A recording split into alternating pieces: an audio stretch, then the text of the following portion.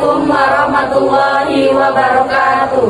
Kami dari kelompok 5 ingin membahas tentang investigasi dan ekosistem digital terhadap perilaku belajar dan psikologi siswa.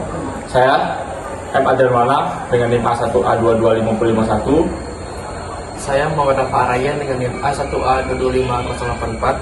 Saya Delia Lustari dengan NIM A1A2250067. Saya Dewi Rembulan dengan NIM A1A225031. Saya Melinda Sedian dengan NIM A1A2250023. Saya Eda Salsabila dengan NIM A1A2255058. Baik, saya di sini sama siapa bang nama? Kenalin ya, nama Farhan Fakwas dari mahasiswa Universitas Jambi, Prodi Pendidikan Bahasa Arab, semester 4. Ceritakan aktivitas harian abang menggunakan laptop ataupun HP mulai dari pagi sampai malam. Kalau penggunaan gadget pasti nggak lepas dari HP tentunya ya. Kalaupun megang HP itu mungkin media sosial seperti WhatsApp, TikTok, Instagram, nah seperti itu lumayan rutin. Kalau pagi langsung buka WA misalnya kayak gitu ya. Kalaupun di kelas misalnya ada juga buka internet dan lain sebagainya. Kalau penggunaan laptop seringkali itu pada malam hari betulnya, karena entah itu lagi buat jurnal, artikel, tulisan, tugas seperti itu di malam harinya seperti itu. Kalau memang butuh yang laptop tadi gitu. Tapi yang lebih sering dari pagi sampai sore bahkan malam pun itu memang gadget penggunaan. Saat abang nih ada tugas sulit, aplikasi atau web apa sih yang pertama kali abang buka untuk mencari jawabannya? Pastinya dan tentunya ChatGPT gitu. Kalaupun kan GPT juga ada aplikasinya, juga di web juga sering kali gitu. Nashwa dari Prodi Keuangan Daerah. Kami Marisa dari Prodi Keuangan Daerah. Web apa sih kak yang biasanya kakak buka pertama kali untuk belajar gitu kak? Dan kira-kira itu berapa lama kak? Kalau kami sih seringnya pakai ChatGPT, kalau udah pakai Windy Kak. Tergantung sih Kak, kadang kami pakai aplikasi terus kami bandingin jawabannya dari Google. Kalau kami rata-rata tuh pakai Gemini sih. Ini aja. Iya, kami mau pakai Gemini. Apa kakak itu punya aturan tersendiri kak dalam mengendalikan HP gitu kan? Kita kan sebagai manusia kan bisa mengendalikan HP kan dengan mengendalikan kita gitu kan. Kalau kami sih tidak ada sih Kak, kalau mau buka buka lah ada aturannya. Kakaknya Kalau kami punya Kak, tapi bisa kalau buka HP terus gitu. Tapi kayak ya belajar tuh 20 menit lagi atau main HP-nya kayak ada aturannya gitu lah Kak, habis main HP terus. Biasa aja. ya udah kayak itu aja kayak pertanyaan dari kami kak. Makasih ya kak. Iya. Kak namanya siapa? Dari Prodi. Berapa persen waktu kakak di depan layar untuk belajar dan berapa persen untuk hiburan atau scroll medsos? Mungkin 50-50 ya, 50%. Tapi kalau lebih banyak kalau lagi lebih banyak scroll. Pertanyaan terakhir untuk kakak, menurut kakak pribadi, apakah teknologi saat ini ya membuat mahasiswa lebih kritis dan pintar atau justru lebih malas berpikir? Ini tergantung dari orang kan penggunaannya ya sebenarnya. Kan ada yang orang dari malas jadi ya pure dari apa yang bisa di internet aja kan. Dan kalau orang kita sendiri pasti dia akan bakal nyari bagaimana sih kok itu sudah begini. Jadi ya tergantung dari orang penggunaannya orang. Nama saya Tarisha, yang jurusan 24. Prodi Pendidikan Sejarah. Nama saya Natasha dari angkatan 2004 pendidikan sejarah. Sekarang ini kan banyak informasi yang sebenarnya itu nggak jelas, bisa kayak informasi hoax, tabloid. Nah, bagaimana sih cara abang sama kakak membedakan informasi benar yang salah di internet? Banyak saat ini informasi itu bersifat sangat luas, informasi yang tidak dapat dikatakan benar tetapi dapat dikatakan semuanya. Kita dapat menyaring semua informasi tersebut dengan cara membaca sumber-sumber terpercaya yang disediakan di website resmi. Kalau untuk sekarang kan sumber mudah sekali ter-up gitu ya, terpublish. Nah itu baik dari TikTok, Instagram atau aplikasi yang lain. Nah, bagaimana sih cara kita memilahnya supaya kita dapat informasi yang valid gitu ya, yang benar itu benar terjadi gitu. Kita kayak cari tahu dulu di Google atau bagaimana narasi-narasi itu apakah memang benar terjadi dan sumbernya itu apa yang bisa dipercaya gitu. Karena banyak website atau artikel berita itu yang nggak semuanya itu juga benar gitu kan. Ada kayak kita juga kalau teman-teman pernah baca mungkin di Tempo itu kan lumayan bisa dipercaya gitu. Soalnya namanya siapa? Armin dan Dari mana? dari Prodi. Hari apa nih? Apakah teknologi sekarang ini buat siswa itu menjadi kritis atau malah malas?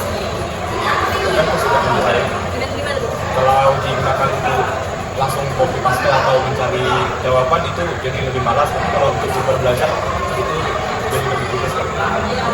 Tergantung penggunaan masing-masing kan. Dan merupakan teknologi atau yang dimiliki. Izin Kak, kami dua ini dari Prodi Pendidikan Biologi semester 6. Nama saya Rara. Nama saya Winda. Oke, lah ceritakan rutinitas harian kakak menggunakan HP atau laptop dari pagi hingga malam.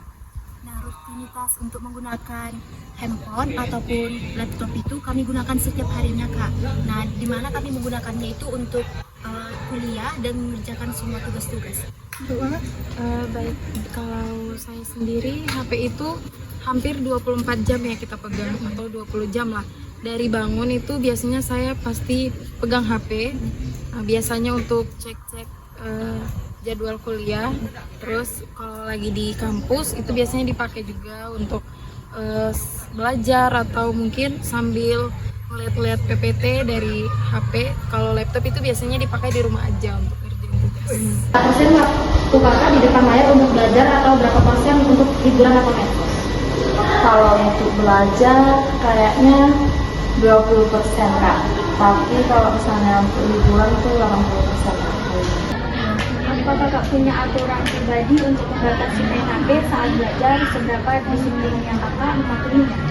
Kalau misalnya bikin jadwal kayak gitu, aku enggak. Tapi kalau misalnya tiba-tiba niat banget nih, itu HP dilepas dulu. Kita bakalan langsung langsung kerjain, fokus kerjainnya. Jadi walaupun sering ke distract, tapi tetap udah ada niat nih, kerjain dulu, tugas nanti dulu, pindahin dulu HP-nya. Berarti kakak tipe orang yang selalu kerjain tugas dulu baru main HP, dibatasi main HP-nya untuk meningkatkan. Kadang-kadang tugas dulu, kadang HP, atau HP dulu baru tugas. Benar, itu benar. Terima kasih ya Kak. Kemudian apa yang kakak paling syukuri dalam adanya teknologi di perkuliahan? Dengan adanya teknologi seperti AI ini, untuk kakak sendiri karena kakak orang juga malas mikir ya, jadi kayak dengan adanya AI itu kayak bersyukur gitu karena dapat membantu kegiatan perkuliahan sehari-hari untuk mencari-nyari jawaban pertanyaan, bahkan kalau bikin PPT bahkan segala macam itu kakak pakai AI. Terima kasih. Abang pernah merasa sangat lelah atau pusing secara mental karena terlalu banyak melihat layar tugas? Baik, untuk dikatakan lelah apa enggak ya tentunya saya pernah merasakan kondisi tersebut. Karena ketika kita terlalu fokus ataupun ya di depan layar HP ataupun laptop dan lain sebagainya, kita mengalami kejenuhan, kita mengalami kelelahan. Di satu sisi memang kita lagi mencari tugas ataupun mencari materi dan lain sebagainya, tapi dari satu sisi juga ya kapasitas tubuh kita, mata kita dan lain sebagainya punya batasnya juga. Jadi ya itu perlu diimbangi dengan ya pintar-pintar kita untuk manajemen itu lah. Kalau dikatakan lelah ya tentunya. Menurut pribadi, apa teknologi saat ini membantu kakak untuk berpikir kritis dan pintar atau justru lebih malas berpikir? Kadang iya, kadang tidak. Nah, kalau misalnya iya, semuanya terbantu. Apalagi kalau misalnya si dosen udah ngejelasin dengan lengkap, dengan rinci, pasti nanya AI. Nah, bakal ketergantungan kalau misalnya dikit-dikit bakal nanya AI. Jadi kayak apapun itu pasti bakal ketergantungan. Saat ada tugas sulit, aplikasi atau web apa yang kakak pertama kali buka untuk mencari jawaban? Aplikasi mungkin Google, untuk webnya mungkin GPT, Gemini. Seberapa sering kakak menggunakan AI untuk kritis? Sangat sering menggunakan. penggunaannya karena kan lebih jawabnya lebih mudah di situ, tanya jawabnya. Berapa persen itu? Untuk persennya mungkin 70. Bang berniat belajar dari HP, tapi malah berujung scrolling medsos berjam-jam. Bagaimana perasaan abang? Ya, pasti pernah lah, mungkin kalau untuk ngerjain tugas jadi akhirnya dialihkan ke sosmed lah. Cuman ya tugasnya lantak, Tapi tetap dikerjakan. jadi kerjakan ke besok atau cuma ya agak telat mungkin kepepet dengan deadline. Apa bang yang akan abang rasakan dan lakukan jika besok ada tugas penting, tapi internet atau HP mati bang?